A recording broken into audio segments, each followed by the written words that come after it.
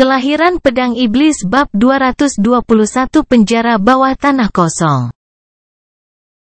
Nuh ada di dalam serikat pemburu, dengan hati-hati memeriksa papan yang menggambarkan berbagai area perburuan.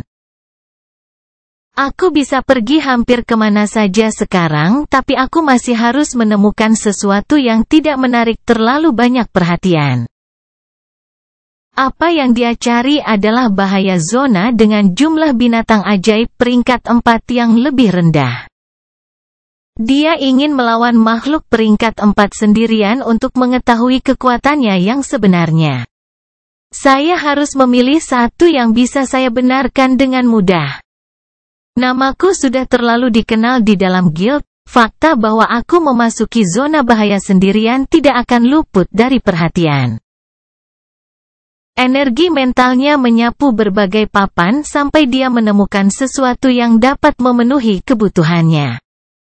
Aktivitas pembunuh cacing ditemukan di Bare Dungeon, hanya satu spesimen peringkat 4 yang ditemukan dengan lebih dari 100 binatang peringkat 3 di daerah yang lebih rendah. Ini mungkin berhasil. Bare Dungeon adalah penjara keluarga kerajaan sebelumnya. Setelah keluarga Elbas naik, bangunan itu ditinggalkan dan binatang ajaib perlahan mengubahnya menjadi sarang mereka.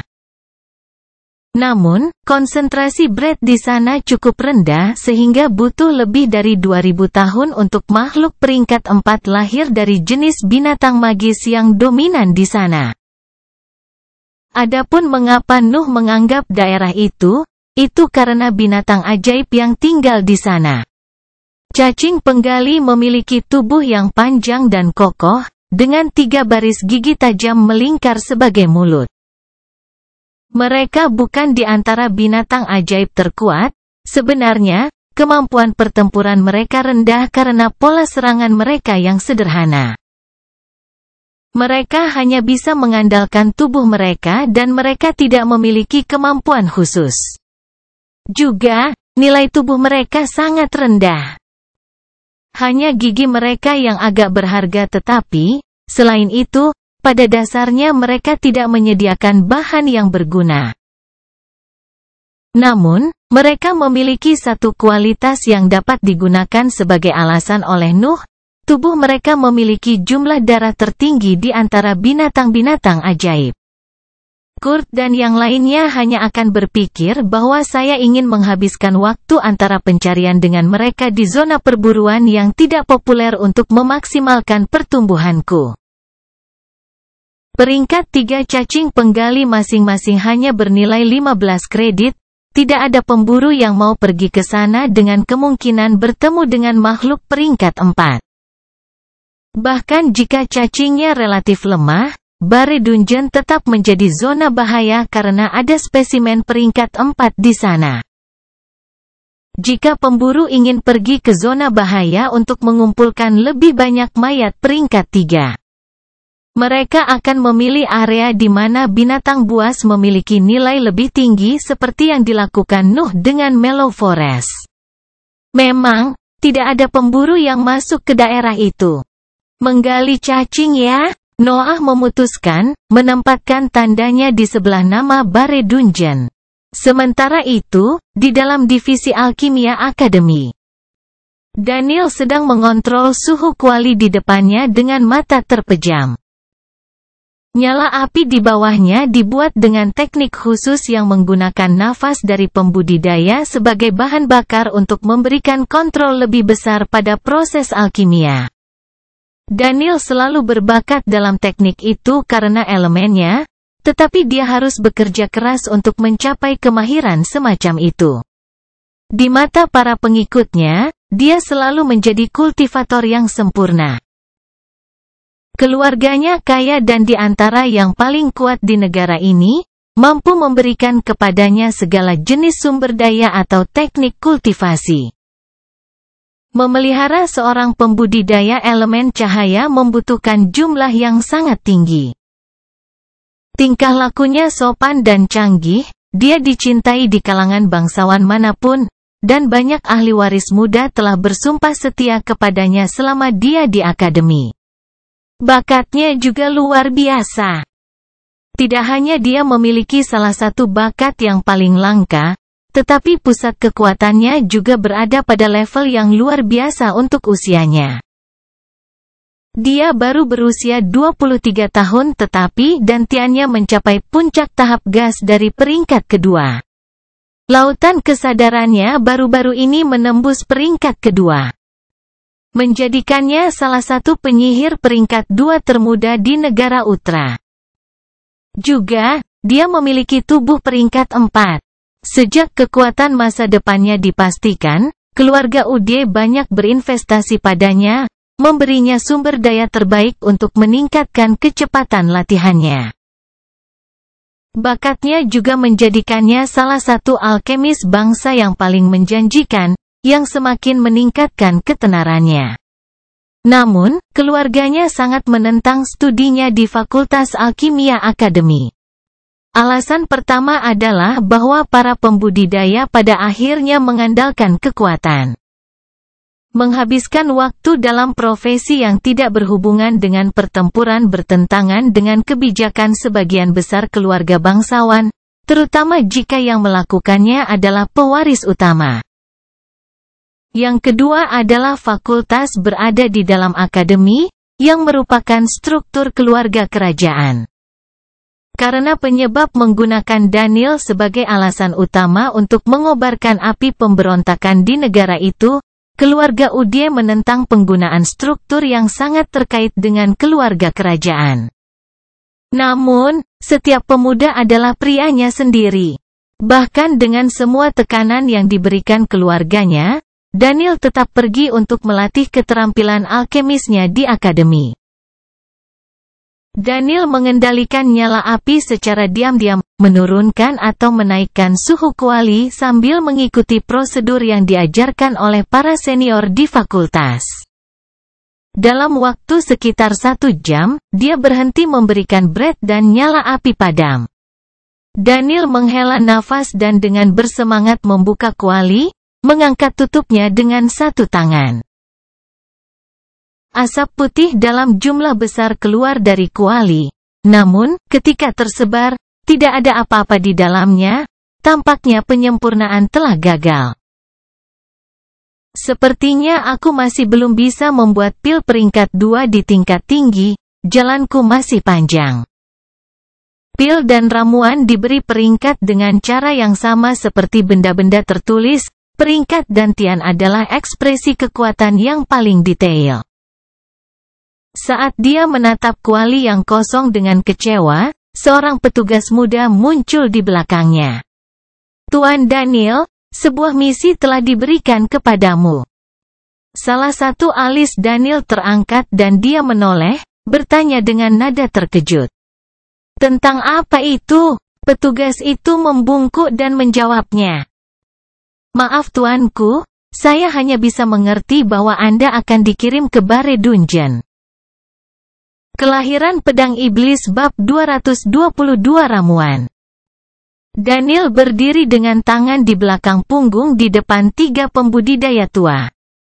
Mereka berada di ruangan gelap, dengan ketiga tetua memeriksa kuali besar yang berdiri di antara mereka dan Daniel. Tetua, apakah Anda meminta saya? Tanya Daniel dengan nada sopannya yang biasa, kepalanya sedikit tertunduk saat berbicara. Ya.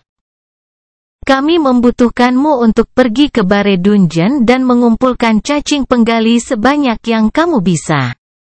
Kami akan menghadiahimu dan siapapun yang ingin kamu bawa tentunya. Salah satu tetua berbicara tanpa mengalihkan pandangannya dari kuali.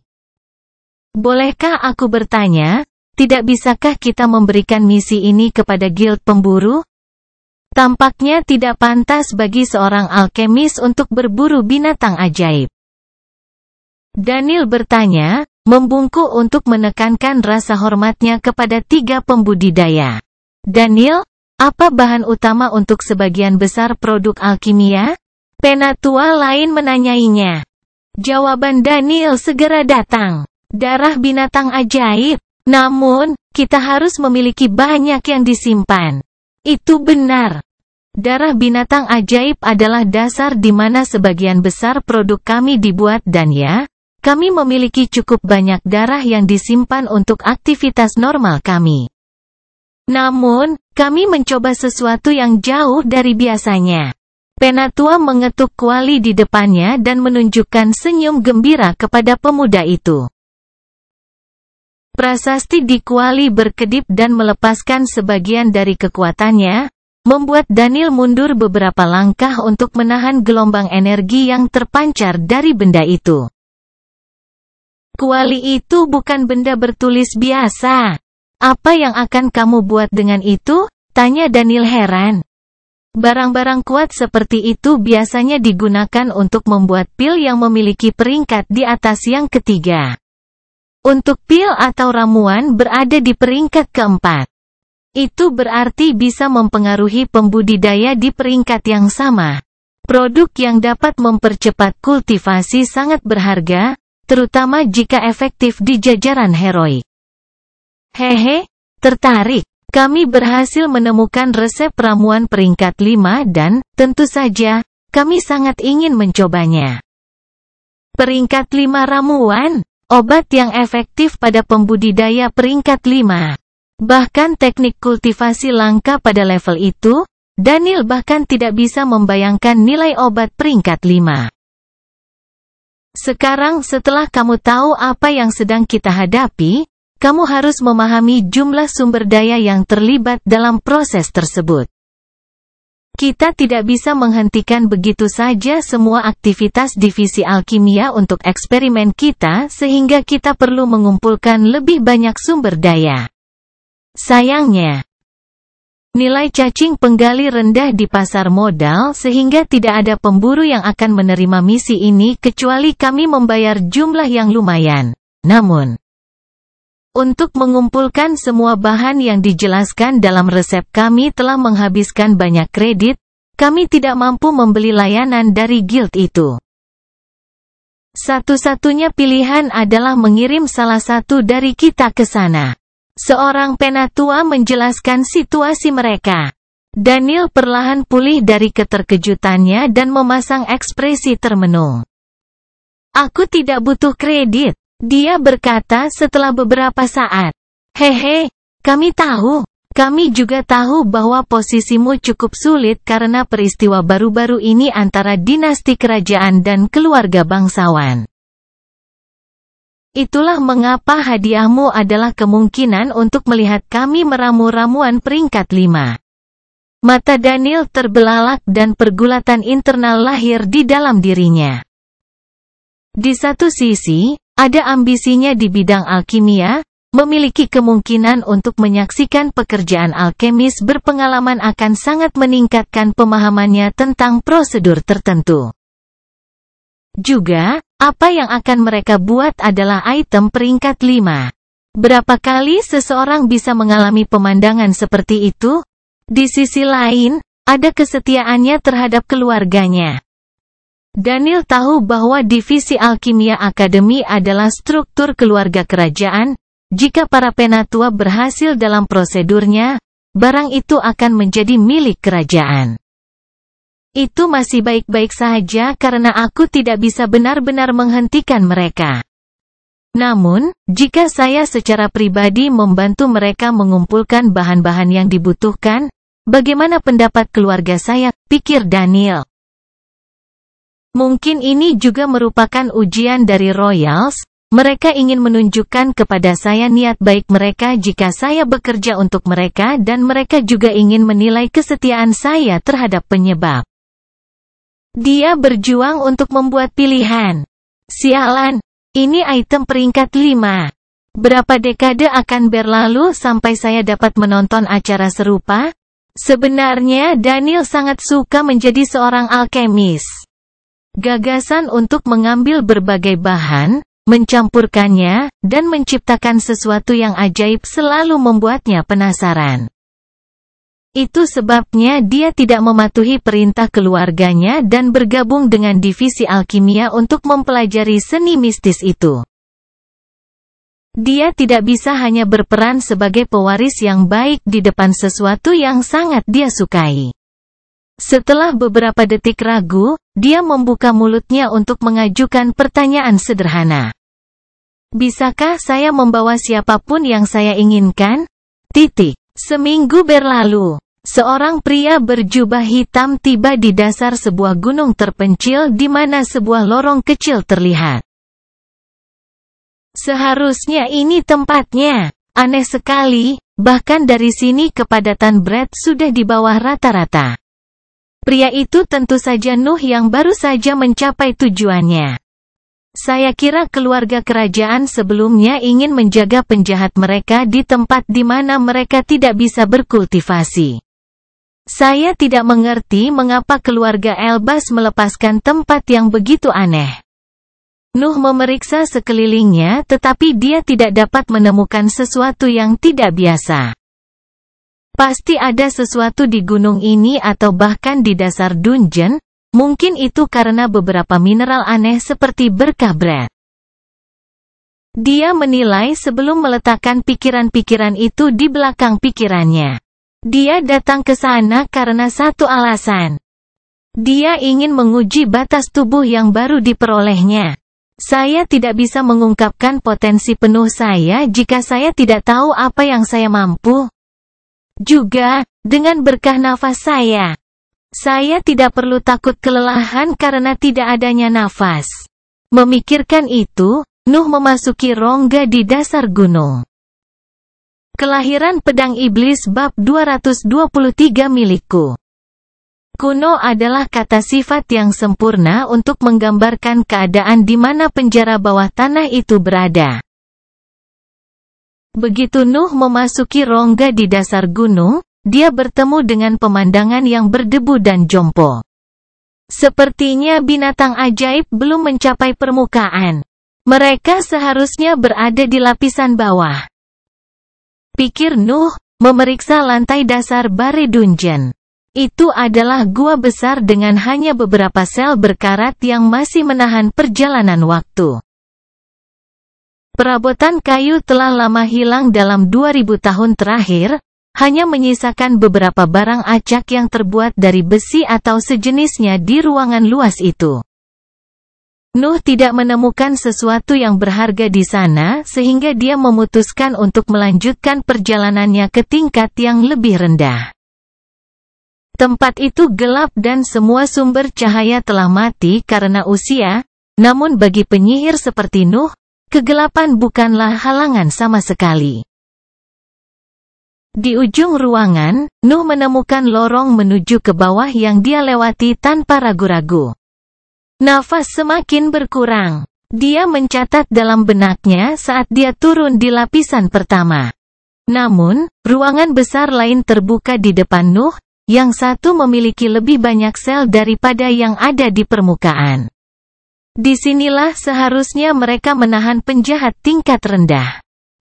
Anehnya, dindingnya tampak stabil bahkan setelah bertahun-tahun yang berarti bahwa keluarga kerajaan sebelumnya telah melakukan pekerjaan yang sangat mengesankan ketika mereka menciptakan tempat ini.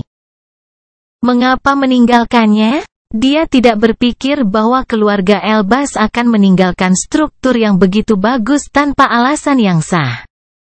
Mungkin mereka ingin menyatukan kekuatan di ibu kota. Mereka ingin membuat pasukan dengan penjahat. Namun, sepertinya masih sia-sia. Keraguan menyerang pikirannya, tetapi dia hanya bisa menekannya. Banyak hal penting ditangani oleh para pembudidaya di jajaran heroik. Para pembudidaya manusia biasa bahkan tidak dapat membayangkan jumlah rahasia yang disimpan oleh mereka. Nuh telah mempelajari beberapa di antaranya karena situasinya yang aneh. Tetapi itu hanyalah puncak gunung es. Siapa yang tahu berapa banyak masalah rahasia yang terjadi dalam 2000 tahun pemerintahan. Ada 3 ruangan yang hampir identik di lapisan itu, dengan masing-masing memiliki lorong yang masuk lebih dalam ke tanah.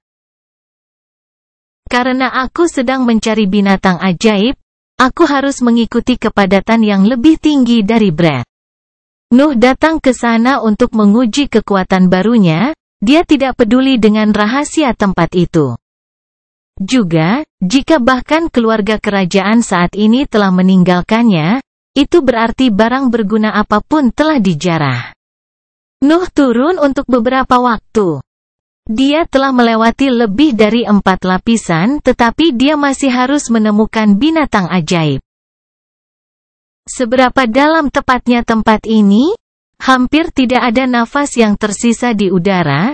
Ini jelas bukan tempat di mana binatang ajaib akan memilih untuk hidup.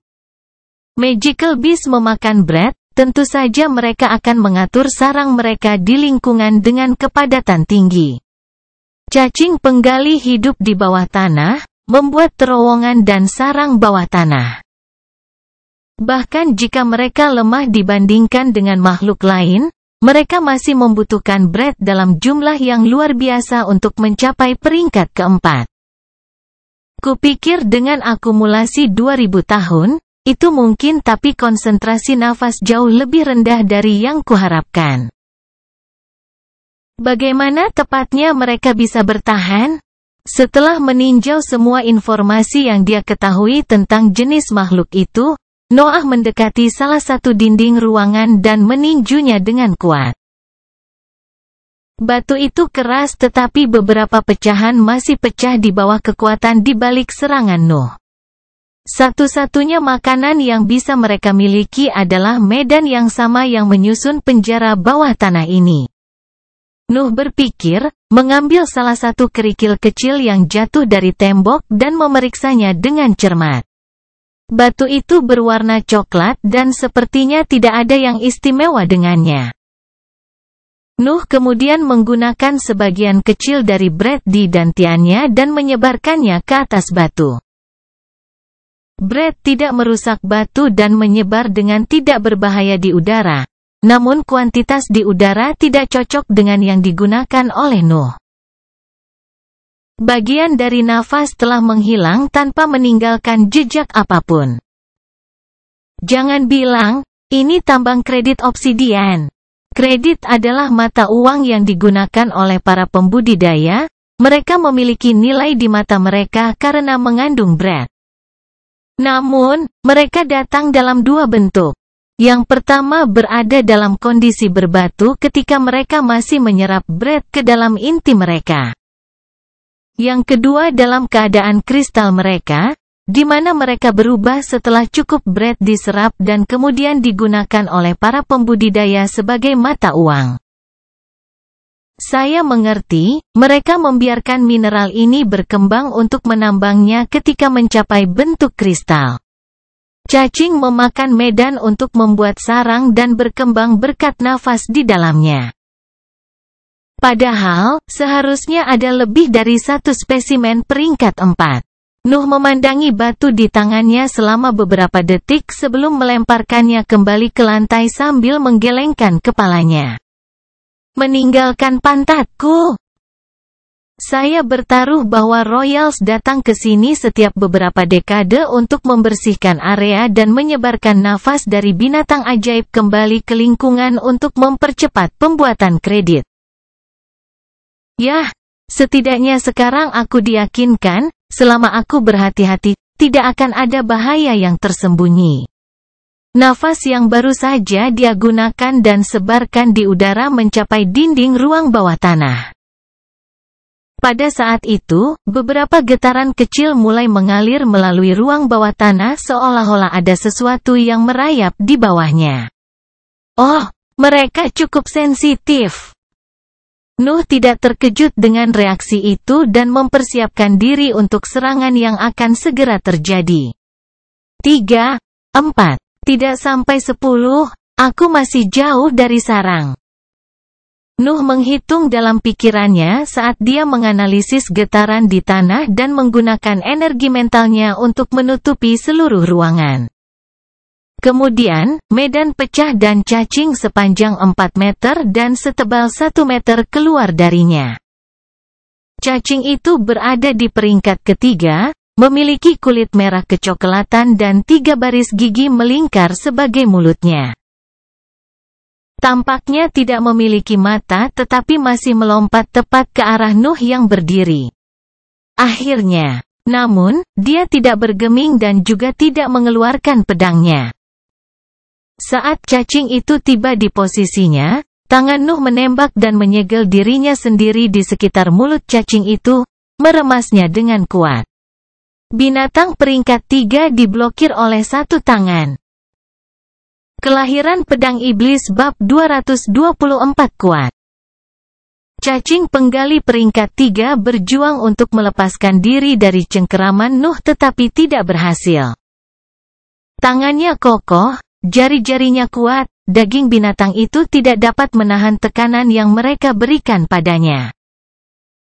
Cacing itu memekik ketika darah mulai mengalir dari rongga mulutnya tetapi tidak ada yang bisa dilakukannya. Bagaimanapun juga itu melawan tubuh peringkat 4. Nuh diam-diam menyaksikan tangannya mengepal, memutar kepala binatang buas itu menjadi pasta daging. Binatang peringkat 3 terbunuh dengan satu gerakan tanpa menggunakan mantra atau teknik. Ini. Senyum dingin muncul di wajah Nuh saat dia mengevaluasi kekuatan yang dimiliki tubuhnya. Namun, pikirannya terganggu karena dua cacing lagi keluar dari medan dan melompat ke arahnya. Nuh mengaktifkan mantra langkah bayangan dan berlari ke arah salah satu binatang buas. Lingkaran hitam kecil muncul di bawah solnya tetapi dihancurkan oleh kekuatan mentah di belakang gerakan Nuh. Itu tidak memberikan akselerasi lebih lanjut. Mantra peringkat 0 tidak dapat meningkatkan kecepatannya sekarang karena dia memiliki tubuh peringkat 4. Namun, Nuh tidak pernah berlari lebih cepat dalam hidupnya. Dia mencapai cacing itu saat masih di udara dan langsung melemparkan pukulan ke mulutnya. Tinju Nuh berbenturan dengan deretan gigi binatang itu, menghancurkannya dan menusuk tubuhnya dari dalam. Gigi itu hanya mampu memotong kulitnya dengan ringan. Kemudian, binatang buas lainnya mencapai dia tetapi Nuh hanya memberikan pukulan kuat dengan siku lengannya yang bebas. Siku itu menghantam kepala cacing itu dan merobek semua yang dilewatinya. Gigi dan darah beterbangan ke segala arah saat binatang itu dikirim terbang menuju salah satu ujung ruang bawah tanah. Nuh kemudian berbalik ke arah binatang buas yang menempel di lengannya dan meninjunya, menghancurkan kepalanya dan membunuhnya dengan pukulan itu. 3 binatang ajaib peringkat 3 terbunuh dalam 4 gerakan hanya dengan menggunakan kekuatan tubuhnya. Untuk inilah aku bekerja sangat keras. Dia berpikir, melihat mayat di tanah. 5 cacing yang tersisa keluar dari tanah dan dengan hati-hati mengepung Nuh. Kecerdasan mereka rendah tetapi mereka masih mengerti ketika lawan terlalu kuat untuk mereka. Sayangnya, rasa lapar mereka tak tertahankan. Mereka harus makan di medan untuk menopang diri mereka sendiri. Satu-satunya makhluk hidup lain yang bisa mereka makan adalah spesimen dalam kelompok yang sama. Manusia adalah mangsa yang tak tergantikan dalam pandangan mereka. Namun, Nuh tidak hanya menunggu mereka menyerang. Dia langsung melompat ke arah salah satu dari mereka. Kecepatannya luar biasa. Dia tiba di depan salah satu cacing dalam sekejap dan memberikan tendangan yang kuat di tengah tubuhnya. Cacing itu memekik saat kulitnya ditusuk, namun tetap bertahan. Harus dikatakan bahwa Nuh melakukan itu dengan sengaja. Dia tahu bahwa titik lemah dari jenis binatang ajaib itu adalah kepala mereka. Di mana mulut mereka berada. Namun dia ingin menguji jumlah kerusakan yang bisa dia timbulkan jika dia memfokuskan bagian non-vital. Hasilnya membuatnya cukup puas. Dia tidak bisa langsung membunuh binatang itu tetapi tubuhnya hampir terpotong menjadi 2 oleh tendangan biasa. Cacing lain menganggap serangannya sebagai sinyal untuk memulai serangan mereka. Mereka melompat ke arah Nuh dari 4 arah berbeda dengan mulut mengeluarkan air liur yang menelusuri garis transparan di udara. Nuh menginjak dengan kakinya di atas kepala binatang di bawahnya dan bergerak. Tinjunya menembak ke arah dua binatang sementara lututnya menabrak yang lain. Untuk cacing terakhir, dia memiliki rencana yang lebih baik untuk itu sehingga dia menghindari serangannya. 4 lagi binatang ajaib peringkat 3 telah mati hanya dalam beberapa saat. Akhirnya, aku punya kekuatan. Dia tidak bisa berhenti tersenyum melihat binatang mati di tanah. Itu adalah binatang ajaib peringkat 3. Aku beralih dari membunuh yang pertama berkat elemen kejutan yang diciptakan oleh rune Kesier, menjadi mampu membunuh mereka tanpa teknik apapun. Kekuatan inilah yang sudah lama kuinginkan, kekuatan dari jajaran heroik. Nuh berbalik ke arah binatang yang tersisa. Cacing itu sangat ketakutan dan mencoba menggali jalan keluar di medan tetapi Nuh memusatkan energi mentalnya padanya. Binatang itu tidak bisa bergerak lagi, tekanan Nuh terlalu berat untuk dilawannya. Aku masih berguna untukmu, aku mungkin harus mencobanya. Beberapa tetes Bread seharusnya cukup untuk memberiku gambaran tentang kekuatannya. Selaput di sekitar jantungnya menegang dan beberapa tetes nafas yang terkandung di dalamnya dimasukkan ke dalam sistem peredaran darahnya. Nuh segera merasakan energi kekerasan melonjak dari dalam dirinya dan menyaksikan pembuluh darahnya menjadi hitam, terlihat dari bawah kulitnya. Nuh tampaknya memiliki cacing hitam berdenyut di seluruh kulitnya saat sistem peredaran darahnya diperlihatkan kepada binatang itu. Beberapa goresan yang baru saja dia terima dari benturannya dengan gigi cacing segera sembuh tetapi Nuh tidak menggunakan kemampuan tubuh Yin untuk menyembuhkan lukanya. Nuh menyerang binatang yang tidak bisa bergerak itu dan mengirimkan tinju terkuatnya ke tubuhnya, membuat seluruh makhluk itu meledak karena kekuatan benturannya. Darah berterbangan di setiap bagian ruangan, hanya menyisakan Nuh dan senyumnya yang bersemangat di dalamnya. 8 binatang ajaib di peringkat ketiga telah dikalahkan secara fisik oleh manusia, yang membuatnya sangat senang dengan terobosannya baru-baru ini. Kurasa mereka hanya semut di mataku sekarang. Nuh menyimpulkan dalam benaknya ketika dia melihat pembuluh darahnya kembali ke keadaan normal. Tetesan Bread itu sedikit berlebihan, satu saja sudah cukup. Setidaknya, sepertinya kemampuan tubuhku tidak terlalu sulit dikendalikan, aku hanya perlu menggunakan energinya sebelum pembuluh darahku meledak. Nuh telah melihat tubuh peringkat 4 ketika dia bertarung di tebing Twilboya. Namun, transformasi Kevin tampak lebih sulit dikendalikan dan membutuhkan waktu casting sementara pemberdayaan Nuh hampir seketika dan satu-satunya bahaya adalah penumpukan tekanan internal di tubuhnya. Jika aku bertemu dengan penyihir angin dengan kekuatanku saat ini, mungkin aku tidak akan membutuhkan perwakilan keluarga kerajaan untuk menimbulkan luka yang begitu berat untuk mengalahkannya. Saya kira saya cukup kuat sekarang. Kelahiran Pedang Iblis bab 225 Pesta. Nuh mengumpulkan semua mayat di cincin luar angkasanya. Dia hanya menggunakan tubuhnya untuk melawan mereka sehingga dia dalam bentuk puncaknya, hanya beberapa tetes Bread di selaput di sekitar jantungnya yang hilang. Cairan nafas di tubuhku harus diisi ulang secara mandiri oleh dantianku dari waktu ke waktu, tidak perlu berhenti dulu. Dia melanjutkan penjelajahannya ke lapisan bawah dengan kepala penuh pemikiran tentang pertarungannya baru-baru ini. Mantra langkah bayangan tidak berguna dalam pertempuran sekarang karena tubuhku berada dalam barisan heroik, itu hanya dapat membantuku selama penerbanganku. Juga, kecepatan lariku sekarang lebih tinggi daripada kecepatan terbangku, rekan sedaraku tertinggal di belakang peningkatanku.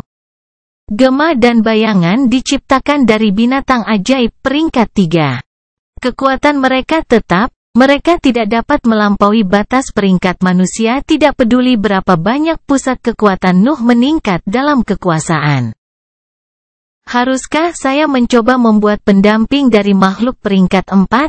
Bisakah saya melakukan itu? Nuh mengevaluasi gagasan itu, tetapi kemudian dia menggelengkan kepalanya.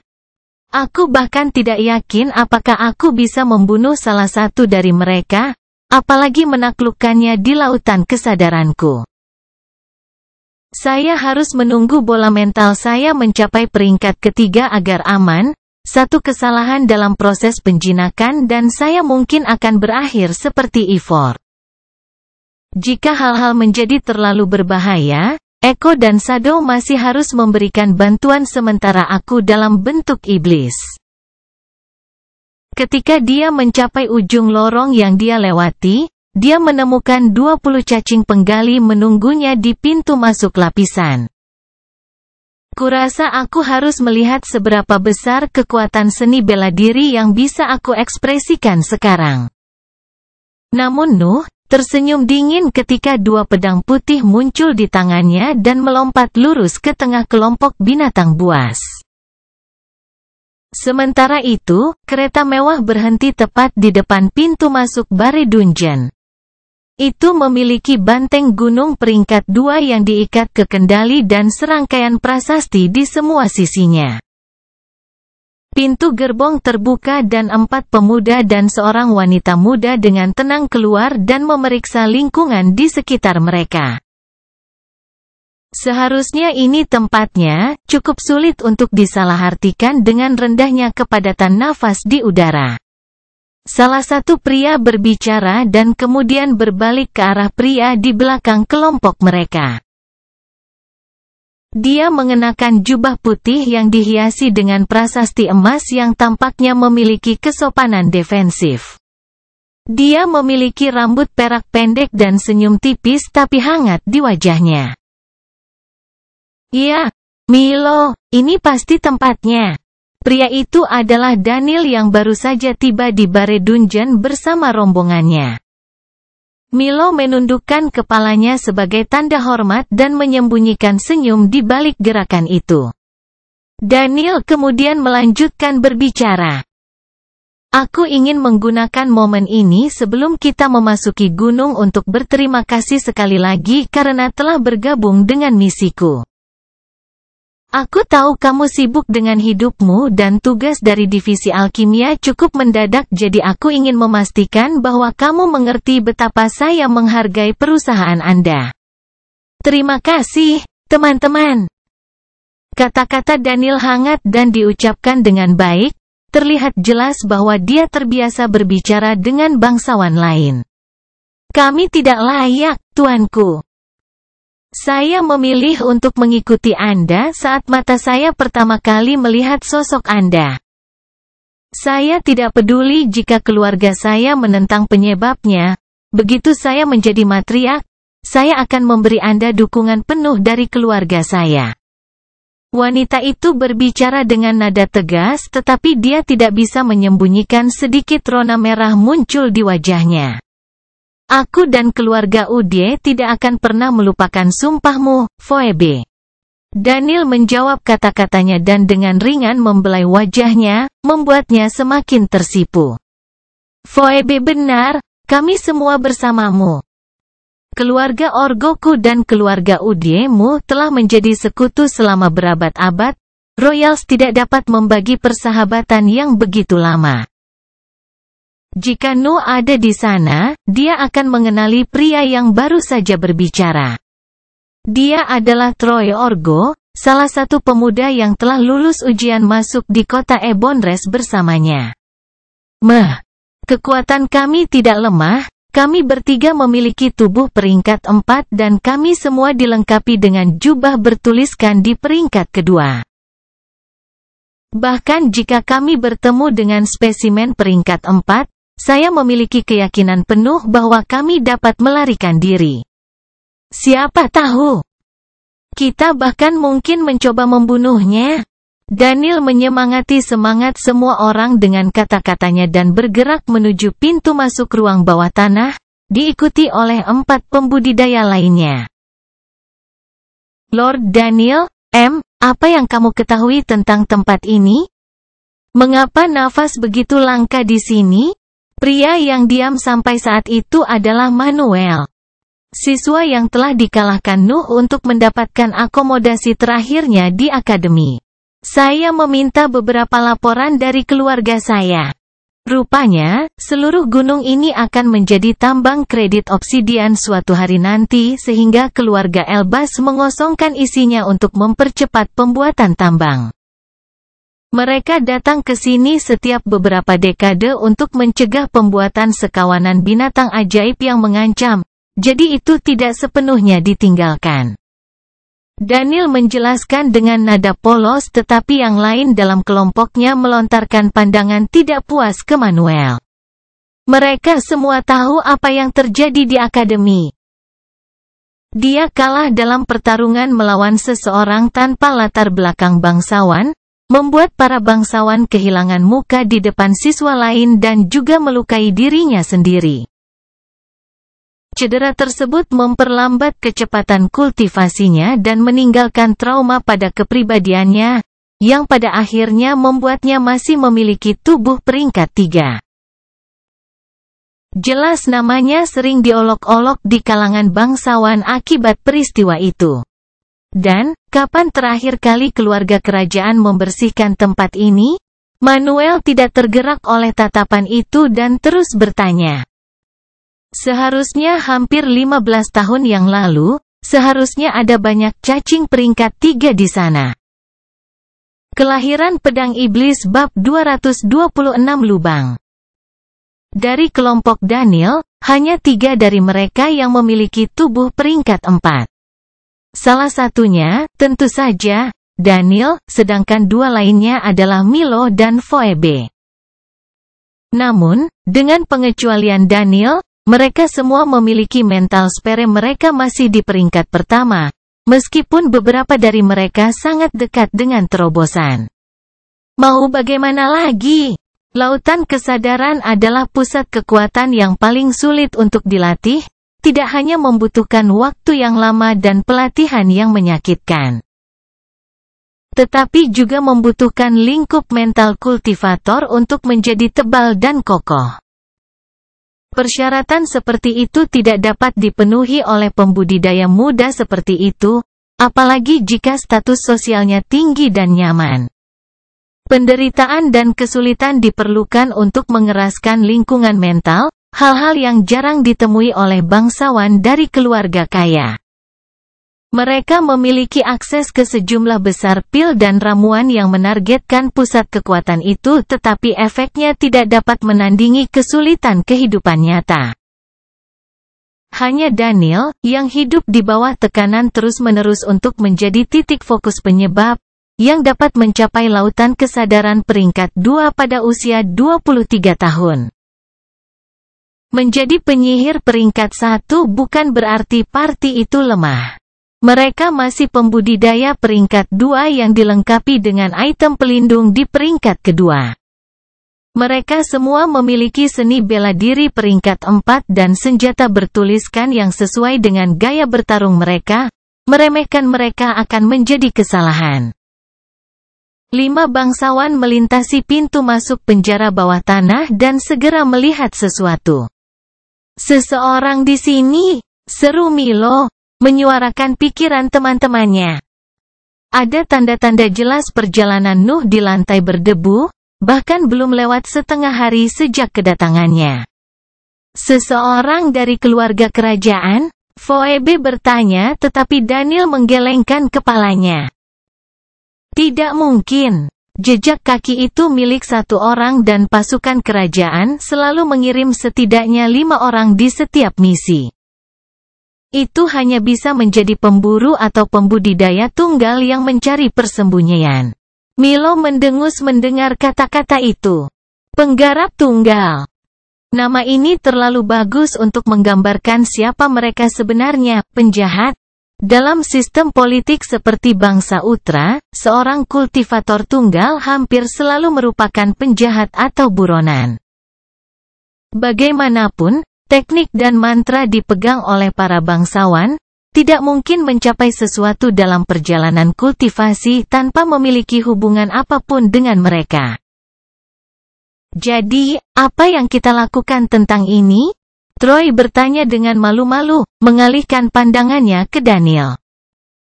Jika dia seorang kultivator tunggal, kami akan menanyainya dan memutuskan apakah dia perlu ditangkap.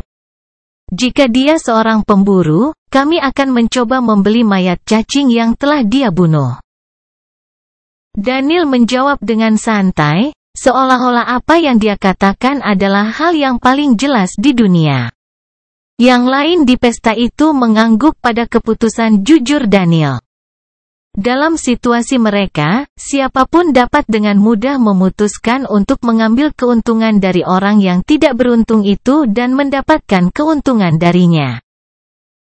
Mereka melebihi jumlah dia dan lokasi itu cukup jauh, tidak ada yang akan menemukan petunjuk pertempuran jika mereka teliti dalam menutupinya. Namun, Daniel bahkan tidak mempertimbangkan kemungkinan itu, bahkan meningkatkan citranya di depan partainya. Perilaku seperti itu benar-benar kebalikan dari kultivator yang berada di lapisan bawah, sambil tersenyum membunuh binatang ajaib. Nuh mengayunkan pedangnya dengan ketangkasan yang sempurna, hanya dalam beberapa menit, binatang terakhir terbunuh, meninggalkan lebih dari 30 mayat tergeletak di tanah. Aku semakin dekat tapi aku masih harus melihat cacing peringkat 1 atau 2. Apakah mereka yang berada di tengah kawanan sedang diumpankan ke makhluk yang lebih kuat? Nuh memikirkan opsi yang memungkinkan saat dia mengumpulkan mayat. Seharusnya seperti ular albino, hanya karena alasan yang berbeda. Lingkungan tidak memiliki cukup nafas sehingga mereka beralih ke kanibalisme. Medannya tidak bisa menandingi makhluk hidup. Dia bergerak menuju area yang lebih dalam, meningkatkan perhatiannya ke puncak. Aku telah membunuh lebih dari 50 monster peringkat 3. Jika ini masih jauh dari kelompok, maka laporannya pasti sudah cukup lama. Dia yakin saat itu bahwa keluarga kerajaan secara berkala membersihkan ruang bawah tanah. Binatang ajaib tidak sepintar manusia. Tetapi mereka juga tidak sepenuhnya bodoh, jika situasinya tidak memaksa mereka, mereka pasti sudah mengubah lokasi sarang mereka, terutama dengan spesimen peringkat 4 yang memimpin mereka. Fakta bahwa gerombolan itu masih menempati area itu adalah konfirmasi bahwa hewan-hewan itu memang sengaja disimpan di sana. Semua upaya ini hanya untuk menciptakan sumber uang, menjadi kepala negara sepertinya sangat menyebalkan. Nuh menghela nafas secara internal memikirkan berapa banyak waktu yang telah diinvestasikan keluarga Elbas di tempat itu. Namun ketika dia tiba di lapisan bawah, pemandangan itu berubah drastis. Itu masih ruang tahanan, dengan sel-sel tersebar secara acak di tanah. Namun, dindingnya penuh lubang, menandakan lewatnya sejumlah besar binatang ajaib. Juga, sel-sel itu memiliki tanda-tanda menggigit dan dengan jelas dikonsumsi, tampaknya ada sesuatu yang menyedot logam dari setiap batang. Apakah sel-sel ini bertuliskan item? Nuh menebak, mendekati salah satu sel untuk memeriksanya lebih hati-hati. Mereka telah memakan prasasti di atasnya. Aku bertanya-tanya seberapa padatnya bungkusan itu. Cacing penggali dikenal dengan tingkat reproduksinya yang tinggi. Saya tidak akan terkejut jika keluarga Elbas sengaja menanam binatang buas itu di sini karena alasan ini. Lebih banyak binatang ajaib berarti lebih banyak nafas yang tersebar di lingkungan saat operasi pembersihan terjadi. Metode itu mengorbankan jumlah akhir kredit yang diperoleh tetapi mempercepat pembuatannya. Aku tidak benar-benar tahu berapa banyak yang diperlukan untuk membentuk kredit tetapi 2000 tahun telah berlalu. Fakta bahwa aku tidak menemukan satu kristal pun berarti aku masih agak jauh dari inti. Kemudian, sebuah suara memaksanya untuk menghentikan pikirannya. Setiap lubang di dinding mulai mengeluarkan suara merangkak yang bergema di seluruh ruang bawah tanah. Aku tidak bisa menebak berapa banyak yang akan seperti ini, kuharap mereka tidak menghancurkan tempat ini. Nuh memegang pedangnya dan mempersiapkan diri untuk serangan yang akan segera terjadi. Pada saat itu, lebih dari 50 kepala cacing keluar dari rongga di sekelilingnya. Kelahiran Pedang Iblis bab 227 Warisan Garis Keturunan. 50 atau lebih cacing penggali keluar dari terowongan di dinding. Nuh mengayunkan pedangnya tanpa ragu, mengirimkan puluhan tebasan angin ke segala arah. Darah dan kepala jatuh dari lubang bahkan sebelum cacing bisa keluar sepenuhnya. Hanya dalam satu serangan, lebih dari 15 cacing telah terbunuh.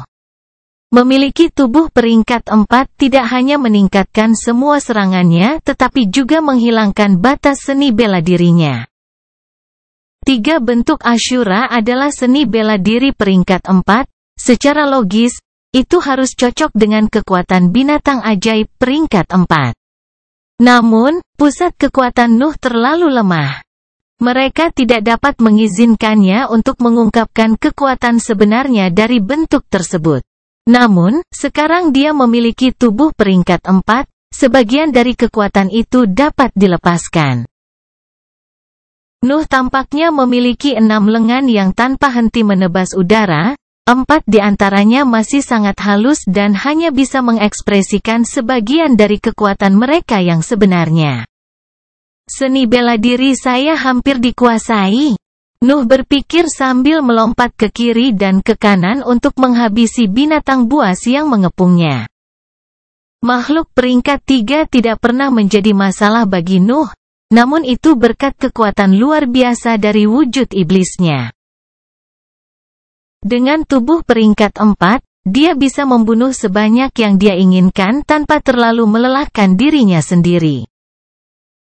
Ketahanan selalu menjadi salah satu kelemahan Nuh karena kecakapan pertempurannya berasal dari mantra bentuk iblis yang menghabiskan banyak energi mental, namun, dengan tubuhnya di barisan heroik.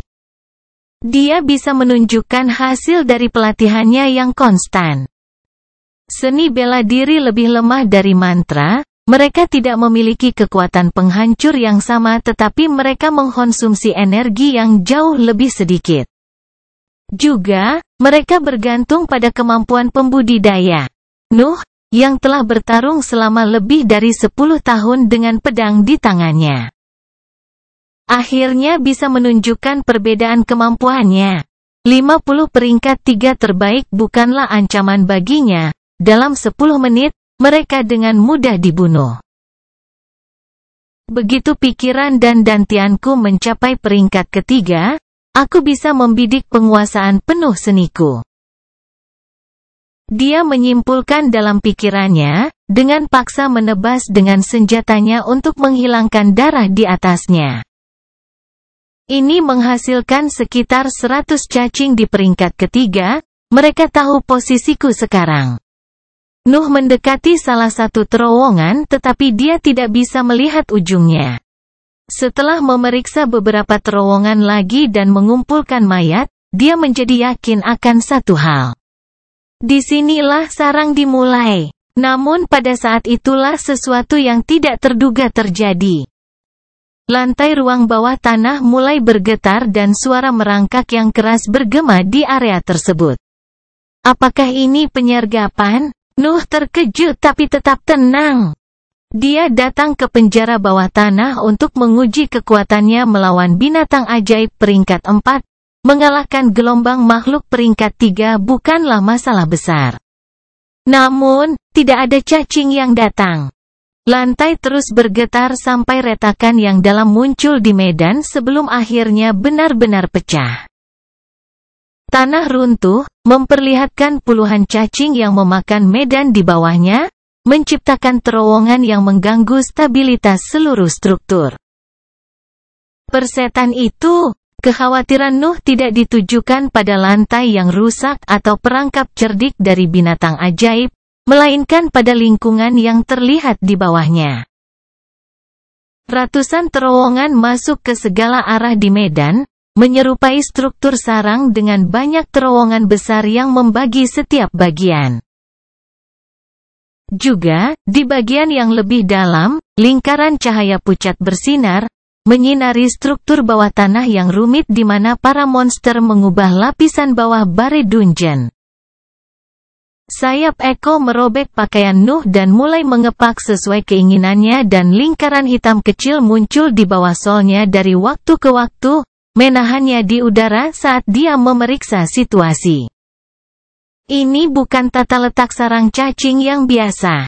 Binatang ajaib telah menggali lorong dengan tepat selama bertahun-tahun dan menciptakan ini. Apakah mereka menginspirasi diri mereka sendiri ke struktur penjara bawah tanah sebelumnya? Tapi itu membutuhkan kecerdasan yang lebih tinggi dari kemampuan mereka, kecuali Nuh tetap berada di ketinggian yang sama di atas sejumlah besar terowongan dan gua 100 meter di bawahnya. Yang bisa dia lihat hanyalah beberapa cacing acak yang muncul dan melanjutkan penggaliannya. Tampaknya binatang buas telah menyerah padanya ketika mereka melihat dia bisa terbang. Warisan garis keturunan. Asumsi itu bergema di benaknya, menciptakan gelombang keterkejutan yang menyerang Nuh. Ini luar biasa. Masuk akal juga, ini adalah lingkungan yang sempurna untuk kelahiran makhluk peringkat 4 dengan kualitas itu. Sedikit keserakahan terpancar dari mata Nuh saat dia menatap bagian bawah sarang yang diterangi. Aku harus membunuhnya, aku tidak bisa melepaskan kesempatan ini.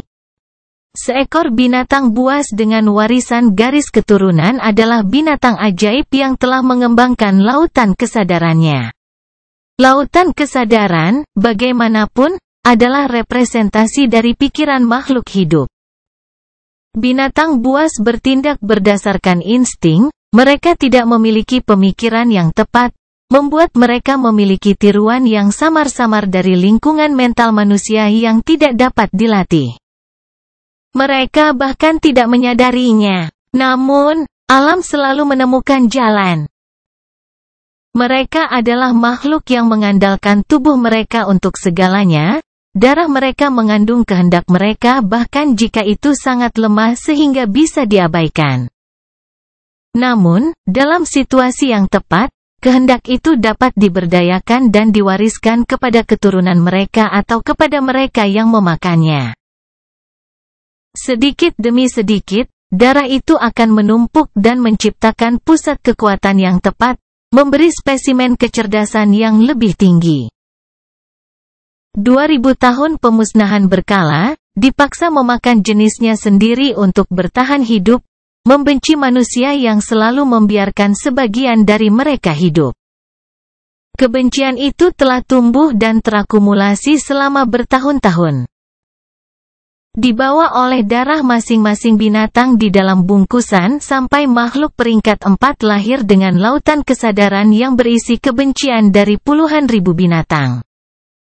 Kebencian itu adalah warisan yang diwariskan oleh generasi sebelumnya dari makhluk-makhluk ini, yang pada akhirnya melahirkan binatang ajaib yang cerdas, sebuah keajaiban. Ekspresi Nuh berubah menjadi senyuman. Sebuah keajaiban yang bisa saya makan. Kelahiran pedang iblis bab 228 benci. Cacing penggali telah dipindahkan dari sarang sebelumnya dan ditanam di lingkungan tandus itu. Kemudian, jumlah mereka secara berkala dikurangi untuk mencegah mereka melarikan diri dari ruang bawah tanah, memaksa mereka untuk melakukan kanibalisme atau memakan medan. Darah binatang dari 2000 tahun yang lalu mungkin telah hilang, diencerkan selama waktu yang sangat lama itu, tetapi keinginan yang dibawanya tetap ada. Cukup bagi satu binatang untuk mulai membenci, menodai tubuhnya dengan emosi yang kuat tetapi lemah, untuk menghasilkan reaksi berantai. Binatang itu mati tetapi darahnya dibagi di antara binatang yang memakannya, membangkitkan keinginan yang sama pada mereka. Hal yang sama terjadi pada binatang buas yang terus menyebarkan darah yang terkontaminasi itu. Kemudian, operasi pembersihan akan tiba, mengurangi jumlah mereka dan sekali lagi memusatkan emosi itu pada spesimen yang lebih sedikit, sambil sedikit meningkatkan kekuatan. Seperti itu, tahun-tahun berlalu dan siklus itu berulang. Seluruh paket yang memiliki emosi yang sama terus berkembang dan dihancurkan, meningkatkan kekuatan yang dipegang oleh keinginannya. Hingga, suatu hari, keajaiban itu terjadi. Makhluk peringkat 4 yang aneh lahir, membawa konsentrasi darah terkontaminasi yang tidak biasa. Darah itu memiliki akumulasi kebencian dari puluhan ribu binatang, itu menjadi sangat kuat sehingga tubuh normal dari binatang ajaib itu tidak dapat menahannya. Yang mengarah pada kebangkitan dan pengembangan lautan kesadarannya. Karena itu disebut warisan garis keturunan. Setidaknya, aku tahu pasti bahwa Royals tidak mengetahui hal ini. Nuh berpikir, berdiri di udara dengan mata tertuju pada bagian terdalam dari sarang. Adapun mengapa dia yakin akan hal itu karena lautan kesadaran binatang ajaib yang memperoleh warisan garis keturunan dianggap sebagai nutrisi terbaik untuk lingkungan mental seorang kultivator. Bola mental binatang buas masih lebih rendah dari manusia, yang memungkinkan seorang kultivator untuk menyerapnya dengan bebas. Apakah ini dianggap nasib baik atau buruk? Nuh tidak bisa tidak berubah pikiran. Di satu sisi, binatang buas dengan warisan garis keturunan adalah peristiwa yang sangat langka, tidak mungkin diprediksi. Sekelompok binatang ajaib harus disimpan selama ribuan tahun, berharap salah satu spesimen mereka akan melahirkan kemauan yang kuat dan mewariskannya. Juga, tidak ada metode yang tersedia untuk menguji apakah kehendak seperti itu dibuat, yang pada akhirnya membuat para pembudidaya meninggalkan setiap percobaan di bidang itu. Lagi pula itu benar-benar acak, tidak mungkin menciptakan lingkungan yang memiliki peluang sukses tinggi dalam melahirkan binatang seperti itu. Jika seseorang menambahkan jumlah waktu yang dibutuhkan juga, mudah untuk menganggap percobaan apapun di bidang itu tidak sebanding dengan usaha. Di sisi lain, binatang seperti itu pintar. Ia dapat belajar dari lingkungan, ia dapat merencanakan penyergapan, ia dapat menentukan tata letak sarangnya agar lebih sesuai dengan kebutuhannya. Juga, dia bisa menggunakan paketnya untuk melakukan formasi kompleks, secara keseluruhan dia adalah musuh yang kuat. Misi ini tiba-tiba menjadi jauh lebih berbahaya daripada yang saya duga. Nuh berkonflik. Jika saya melepaskan kesempatan ini, saya pasti akan kehilangan warisan garis keturunan. Saya tidak percaya bahwa Royals akan melewatkannya begitu mereka melihat tata letak sarang. Lautan kesadaran makhluk itu akan memberikan dorongan besar pada lingkungan mentalnya dan juga meningkatkan pemahamannya tentang binatang ajaib. Namun, saya tidak yakin apakah saya dapat membunuhnya sebelum saya menemukan kualitasnya. Sekarang peluang saya semakin berkurang. Beberapa menit berlalu, Nuh dengan tenang mempertimbangkan kemungkinannya. Persetan, cacing penggali memiliki salah satu kemampuan pertempuran terendah di antara binatang ajaib dan mantraku cocok untuk melawan musuh dalam jumlah besar. Aku punya banyak ramuan dan berkah Brett, aku lebih dari siap untuk pertarungan ini. Bahkan jika aku tidak bisa mengalahkannya dan gerombolan itu mencoba memotong rute pelarianku, aku hanya bisa menggunakan pedang iblis untuk membuka jalan bagiku. Begitu dia memutuskan, dia perlahan turun menuju gua terdekat, membangunkan cacing di terowongan yang berkumpul di depannya. Mari kita lihat apakah keinginanmu lebih kuat dari keinginanku. Sedangkan di lapisan atas dungeon, Daniel dan kelompoknya dengan hati-hati memeriksa sekeliling mereka. Getaran yang membuat salah satu lantai bawah runtuh telah mengejutkan mereka dan untuk sesaat menghentikan penurunan mereka. Milo, bagaimana menurutmu? Daniel memecah keheningan. Milo mengangkat pandangannya dan menggelengkan kepalanya. Sesuatu dihancurkan di lapisan bawah tapi aku tidak bisa menyimpulkan apapun. Brett di medan bahkan menghalangi teknik investigasi dari pengintai keluarga Elbas. Apa yang harus kita lakukan? Daniel melihat tanah di bawahnya sebentar sebelum mengangguk ke yang lain bersamanya. Entah itu pertarungan kultivator tunggal atau binatang buas yang membuat kekacauan. Either way, kita harus melanjutkan ke bawah untuk menemukan cacing penggali. Empat lainnya mengangguk dan menunggu dia menunjuk ke suatu arah. Daniel memiliki peta yang besar dan terperinci di tangannya. Itu adalah cetak biru lengkap dari Bare Dungeon. Setelah pemeriksaan cepat, dia menunjuk ke salah satu lorong. Bagian ini mengarah ke lapisan bawah lebih cepat, bahkan jika pada bagian itu konsentrasi nafas lebih tinggi. Dengan kekuatan kita, melawan beberapa ratus binatang ajaib peringkat 3 bukanlah masalah, jadi kita harus turun dengan cepat. Para pembudidaya tidak keberatan dan langsung pergi ke jalan yang ditunjukkan oleh pemimpin mereka.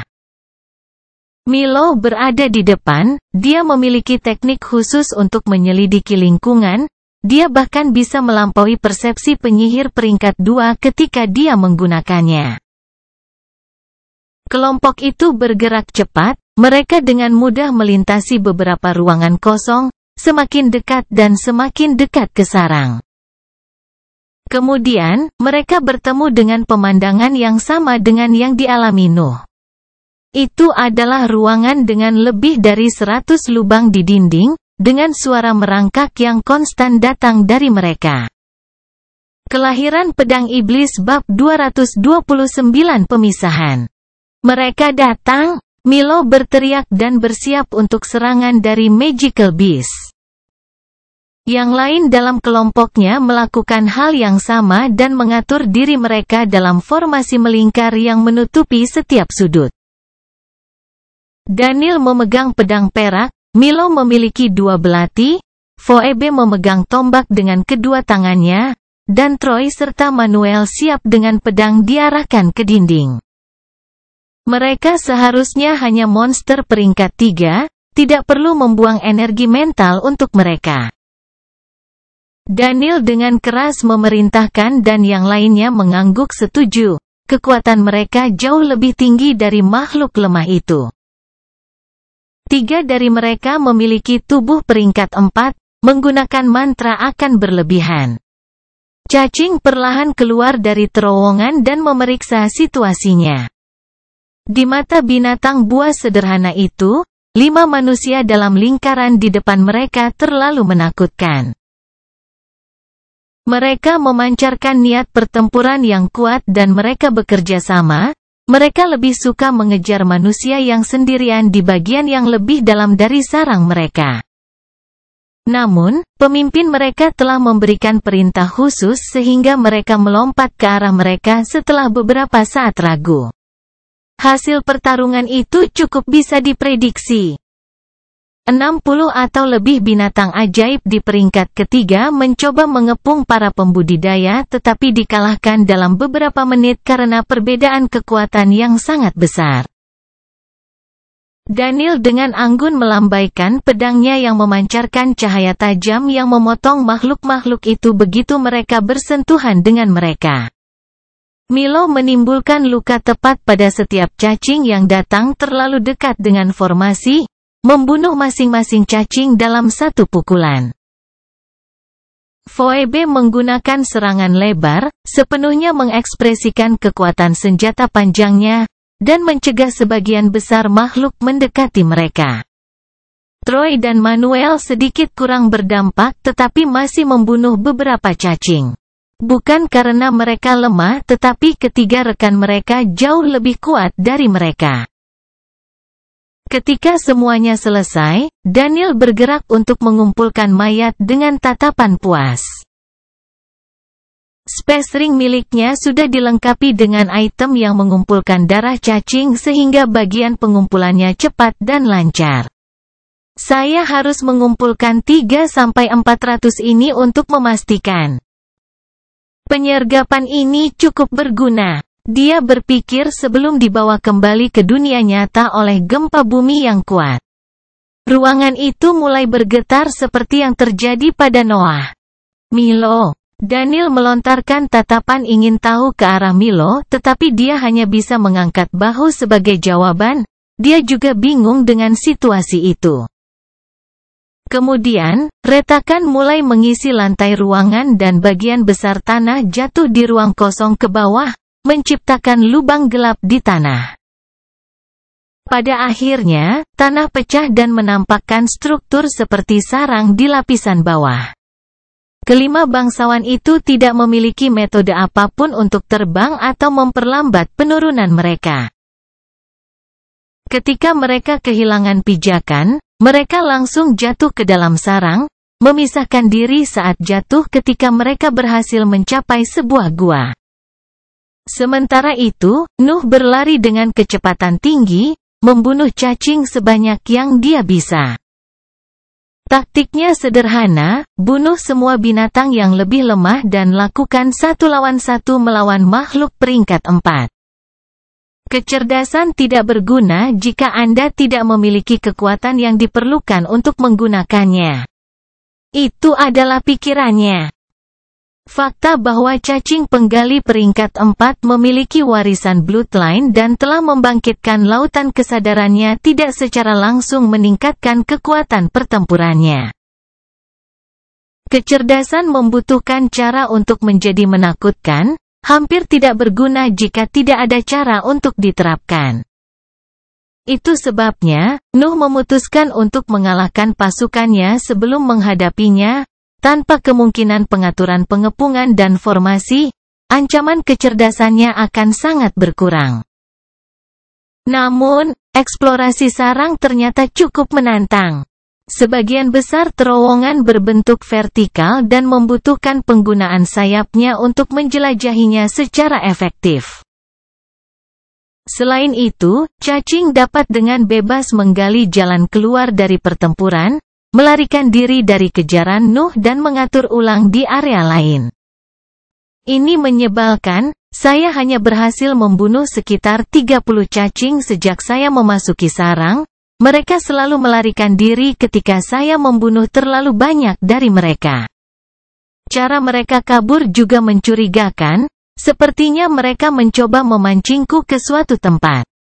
Nuh mengejar setiap jejak kehidupan yang dia temukan seperti yang dia rencanakan, namun ketika berhadapan dengan binatang buas dengan warisan garis keturunan, dia tidak bisa bertindak dengan cara yang sama seperti yang dia lakukan dengan binatang ajaib biasa. Dia harus waspada terhadap plot dan jebakan lawannya, dia tidak bisa begitu saja melompat ke setiap cacing yang dilihatnya. Jika aku berakhir di ruang tertutup dengan ratusan binatang ajaib di peringkat ketiga dan pemimpinnya, aku mungkin dalam masalah. Kemudian, getaran menjalar melalui area bawah tanah yang membuat Nuh menghentikan gerak majunya dan melompat ke udara, dengan hati-hati memeriksa medan saat sayapnya membuatnya tetap terbang. Apakah itu datang dari atas? Sebuah suara mengalihkan perhatiannya ke bagian atas sarang. Saat dia melihat, 2 sosok jatuh dari salah satu lorong, melakukan yang terbaik untuk memperlambat kecepatan mereka. Salah satunya adalah seorang wanita yang memegang tombak yang terus-menerus mencoba menusuk dinding untuk membuat pegangan. Namun, usahanya sia-sia karena dia tidak bisa mengerahkan banyak kekuatan saat dia jatuh dan senjatanya selalu gagal menempel di dinding. Yang lainnya adalah seorang pria dengan pedang yang tidak asing bagi Nuh. Dia panik melihat bagaimana lantai mendekatinya. Kemudian, wanita itu menyerah untuk menghentikan kejatuhannya dan menggunakan tombak untuk meluncurkan dirinya ke arah pria itu. Begitu dia mencapainya, dia menangkapnya dan mempersiapkan diri untuk pendaratan. Gedebuk! Gedebuk keras bergema di daerah itu saat kedua pembudidaya itu menghantam tanah dan menciptakan awan asap. Nuh terkejut dan dengan tenang kembali ke medan tanpa mengalihkan pandangannya dari kedua pembudidaya itu. Ketika asap menghilang, dia dapat melihat wanita itu berjongkok dengan ekspresi kesakitan saat dia memegang pria itu dengan aman di lengannya. Kelahiran pedang iblis bab 230 salah. Tubuh peringkat 4 sangat kuat, bahkan tidak manusiawi. Namun, jatuh beberapa ratus meter dan mendarat sambil memegang seseorang terlalu berat bahkan bagi mereka yang memilikinya. Phoebe merasa kakinya akan patah. Namun, mereka bertahan dan dia juga berhasil menyelamatkan Manuel yang masih dalam pelukannya. "Turun, aku ingin duduk," kata Phoebe, menunggu Manuel menyadari bahwa dia telah diselamatkan. "Terima kasih banyak. Kamu menyelamatkan hidupku, tolong ambil ini." Manuel mengeluarkan ramuan dari cincin luar angkasanya dan menyerahkannya kepada Phoebe yang menerimanya tanpa mengucapkan sepatah kata pun. Dia kemudian duduk di tanah meregangkan kakinya untuk mempercepat pemulihan mereka. Cederanya tidak parah tetapi masih membutuhkan beberapa hari istirahat untuk sembuh total. Apa yang mereka lakukan di sini? Saya pikir zona bahaya ini tidak akan menarik siapapun. Tunggu, bukankah itu Manuel? Nuh berpikir, menatap mereka. Dia telah mencabut sayapnya karena kebiasaan, kalau-kalau kedua pembudidaya itu bermusuhan dan mencoba menyerangnya. Lagi pula, kemampuannya untuk terbang sangat berguna. Dia lebih suka menyembunyikannya saat bertemu dengan orang asing. Namun kehadirannya tidak bisa disembunyikan dan kedua bangsawan itu segera menyadari bahwa seseorang sedang menatap mereka. Phoebe mengangkat pandangannya dan memandang ke arahnya dengan ekspresi terkejut. Apa yang dia lihat adalah seorang pria muda dengan rambut hitam panjang disisir dan sepasang mata biru tajam. Pakaiannya ketat dan hitam dan aura dingin tersebar di sekelilingnya. Dia mewaspadai kita. Dia menyimpulkan dan mulai berbicara. "Saya Phoebe, dari keluarga Ramget. Saya datang ke sini dengan..." Namun, kata-katanya terganggu oleh teriakan keras yang diteriakkan oleh rekannya. "Fans!" Manuel telah berbalik dan mengenali Nuh. Pada saat itu, semua akumulasi kemarahan yang dia rasakan setelah pertandingan mereka meledak dan dia langsung melompat ke arah Noah. Percikan api menumpuk di pedangnya saat dia berlari dengan kecepatan penuh ke arah pria di depannya, tidak peduli fakta bahwa spesialisasinya adalah pertarungan jarak jauh. Kemarahannya telah menguasai tubuhnya dan yang bisa dia pikirkan hanyalah membunuh pria yang merusak perjalanan kultivasinya. Namun, Nuh bukanlah orang yang sama dengan yang dia lawan di akademi. Begitu dia melihat jejak permusuhan, Nuh menyerang. Kecepatannya jauh lebih tinggi daripada kecepatan Manuel, memungkinkan dia untuk mencapai posisinya saat Manuel masih di udara. Ledakan kecepatan itu mengejutkan Manuel tetapi tidak ada yang bisa dia lakukan. Dia hanya bisa menyaksikan pedang Nuh menebas pinggangnya dan menggunakan tangan satunya untuk mencengkeram tenggorokannya. Gedebuk! Nuh dengan kasar membanting Manuel ke tanah dan mengarahkan pedang ke kepalanya, kakinya menekan tenggorokannya untuk menahannya. Kemudian, pedang lain muncul di tangannya yang bebas yang dia tunjuk ke arah Phoebe. "Mengapa kamu di sini?"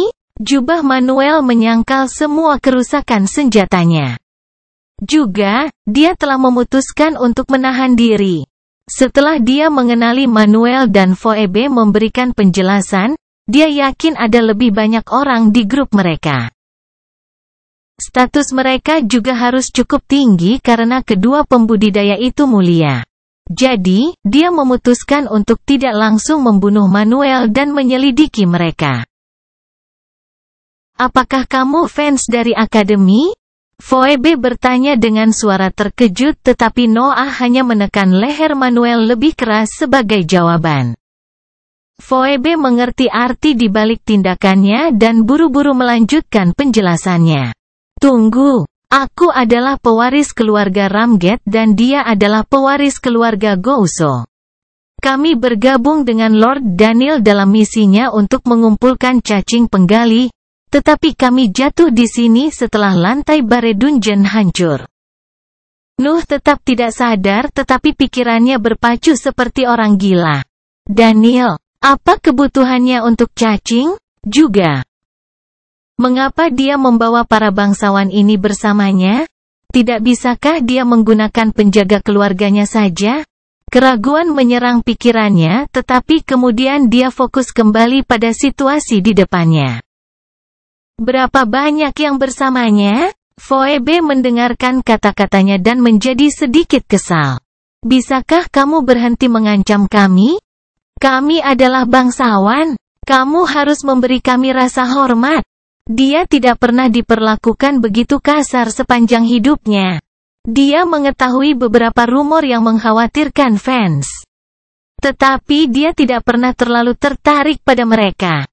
Lagi pula dia lebih tua darinya, dia tidak akan peduli dengan seorang jenius tanpa nama ketika dia memiliki kejeniusan sejati dari generasinya di sisinya. Namun, Nuh tidak peduli dengan status dan hanya menikam bahu Manuel dengan senjata diarahkan ke kepalanya. Jubah itu tidak dapat menghentikan kekuatan yang diterapkan oleh Nuh dan dengan mudah menembus benda bertulisan itu. Teriakan Manuel tertahan oleh kaki di tenggorokannya, tetapi beberapa kata kasar masih bisa terdengar. Kamu menghancurkan hidupku. Manuel berusaha keras mengeluarkan kata-kata itu darinya, tetapi Nuh hanya menusuk bahunya yang lain tanpa mengalihkan pandangannya dari Phoebe. Kami berlima, kami berpisah selama musim gugur. Kata Phoebe setelah melihat reaksi kejam yang disebabkan oleh kata-katanya. Mengapa kamu membutuhkan cacing? Nuh melanjutkan dengan pertanyaannya. Entahlah, itu adalah misi dari Divisi Alkimia Akademi. Apakah mereka membutuhkan beberapa bahan? Tapi kenapa, cacing hanya berguna untuk darah mereka? Nuh bingung tetapi dia berhenti mencoba menebak maksud dari Divisi Alkimia. Bagaimanapun juga dia bukan seorang alkemis. Apa yang harus saya lakukan dengan keduanya? Perhatiannya yang mendesak adalah dua pembudidaya yang bersamanya. Nuh mengangkat pandangannya ke bagian atas sarang dan memfokuskan seluruh energi mentalnya untuk memeriksa area tersebut. Eko juga membantu, memindai area luas di sekitarnya. Namun, kemampuannya sangat terbatas di lingkungan itu. Nuh tidak menemukan sesuatu yang berguna. Katakan padaku, jika kamu adalah aku, apa yang akan kamu lakukan sekarang? Nuh berbicara dengan santai. Phoebe sedikit terkejut dan dengan malu-malu memberikan jawaban yang jujur. Biarkan Manuel pergi dan bantu kami melarikan diri dari penjara bawah tanah. Manuel telah menyerangmu lebih dulu, tetapi kamu menggunakan dia untuk mengancamku sehingga kamu harus menjawab untuk itu. Salah, kata Nuh, menghancurkan leher Manuel dengan kakinya.